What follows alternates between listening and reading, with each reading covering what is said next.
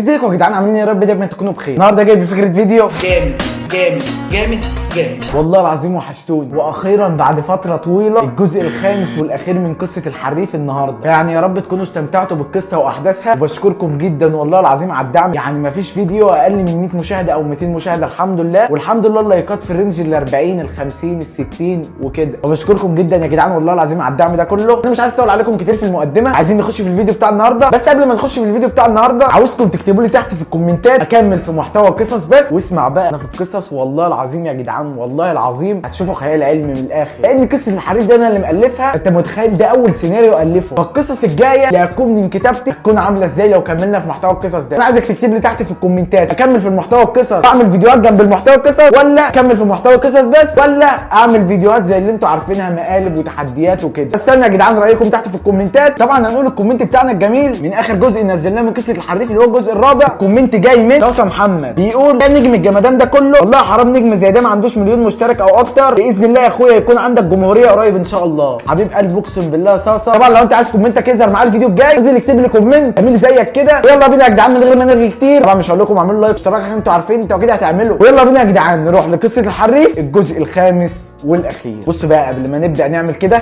لازم ندخلك في المود برضه. الفرقه الثانيه اخر ما زهقت يا جدعان، واحد من الفرقه فضل باصص لمروان وقام قايل لفرقته: العبوا يا جدعان، انا عرفت انا هعمل ايه.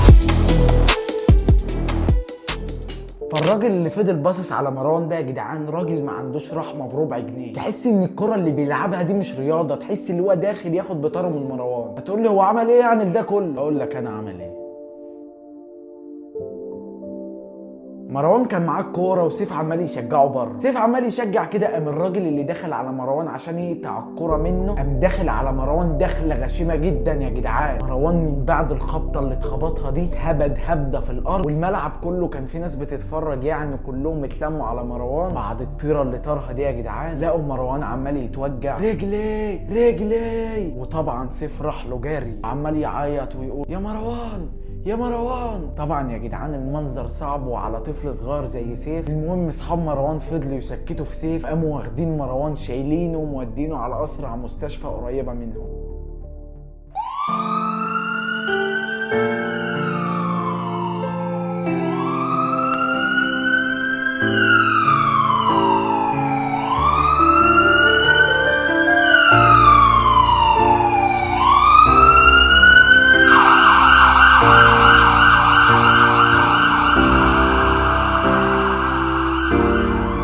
كشفوا على مروان ومش هتصدقوا مروان حصل له ايه. حبيبي بعد غيابه الدكتور قال لاصحابه اللي كانوا مع مروان ان مروان لازم يعمل عمليه حالا في ركبته. طبعا يا جدعان صحابه سمعوا الكلام من هنا واتصدموا، اتصلوا على ابو مروان ومامته. الو ازيك يا طنط عامله ايه؟ الحمد لله بخير. مروان بس واحنا بنلعب. ماله مروان؟ ما تتكلم يا ابني، ماله مروان؟ خضتني. واحد خبط في المستشفى. ما تقلقيش حاجه بسيطه بس.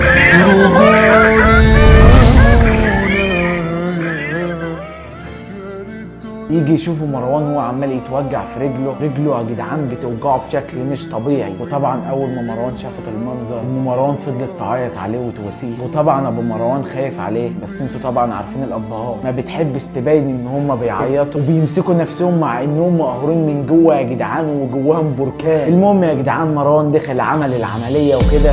انا ما نسيتوش وبعد ما خلص العمليه امه واصحابه دخلوا له. طبعا مروان متبنج بس فاق من البنج بدرجه بسيطه جدا. ففضلوا يكلموا مروان: رجلك عامله ايه؟ مروان مهيس يا جدعان خالص، عمال يقول اي كلام، ما هو مش فايق طبعا يا جدعان من البنج. المهم اصحاب مروان وعيلته فضلوا يضحكوا على الكلام اللي مروان عمال يقوله. وبعد ما ضحكوا يا جدعان صحاب مروان بعد ما اطمنوا عليه، طبعا الوقت اتاخر ولازم يمشوا، ومشوا يا جدعان. وبعد ما مشوا الدكتور دخل لمروان وفضل يهزر معاه وكده. وطبعا يا جدعان بعد ما اصحاب مروان مشوا الدكتور دخل لمروان وعيلته وفضل يهزر مع مروان عشان يخفف عليه. بس بعد ما خلص يا جدعان قال لهم خبر.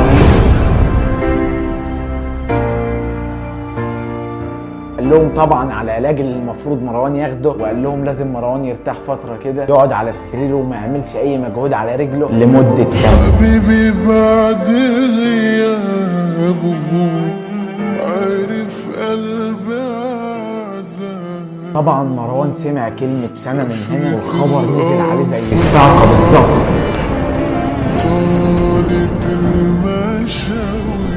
انا ايه يا دكتور يعني ما فيهاش كوره تاني ولا ايه؟ ابو مروان قال لمروان يا ابني كوره ايه بقى، ارتاح شويه، اديك شفت اللي حصل لنا من الكوره. يا بابا الكوره دي ما اقدرش استغنى عنها، دي اللي بتخرجني من هموم الدنيا كلها، ازاي هبعد عنها سنه كامله؟ يعني يا دكتور ما فيش مده اقل من كده؟ للاسف يا مروان لازم سنه او اكتر من سنه كمان. سنه يعني انا اقعد سنه ما العبش كوره ليه يا رب بس كده؟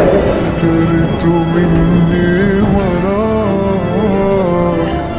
كل يوم بيفوت. المهم يا جدعان بعد ما خلصوا من عند الدكتور عيلة مروان كلها روحوا، وطبعا شالوا مروان عشان رجليه وركبوا العربية بتاع ابو مروان وروحوا البيت.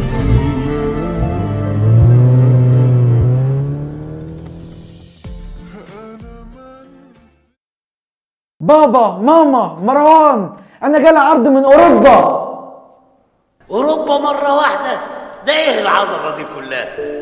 طبعا يا مملكة الزوز انتوا مش فاهمين عرض اوروبا. هقول لك انا ايه ده. بعد اصابة مروان اللي قعد بسببها سنة في البيت، سيف بعد السنة دي راح يتدرب في اكاديمية محلية عندهم في بلدهم، وكانوا المدربين بتوع الاكاديمية دي معجبين بلعب سيف جدا، فودوه اختبارات للنادي الاسماعيلي واتقبل في الاختبارات بتاع النادي الاسماعيلي وفضل يلعب معاهم لغاية ما جه اليوم اللي احنا فيه ده. سيف جاله عرض من ارسنال في اوروبا، وطبعا يا جدعان عيلة سيف افتخروا بيه وراحوا معاه اوروبا عشان يمضوا العقد، وتمر الايام والسنين وسيف يبقى لعيب كبير جدا معروف في اوروبا. وهنا يا مملكه خلصت قصه الحريف. اتمنى يا رب تكونوا استمتعتوا بالقصه، واتمنى ان هي تعجبكم. وبس كده زي ما قلت لكم، ما تنساش تكتبوا لي تحت في الكومنتات عاوزين اكمل في محتوى القصص ده واعمل قصص جديده، ولا اكمل في محتوى الفيديوهات بس، ولا اعمل محتوى قصص وفيديوهات مع بعض. فانزل اكتب لي تحت في الكومنتات، هستنى رايكم. وبس كده يا جدعان، سلام.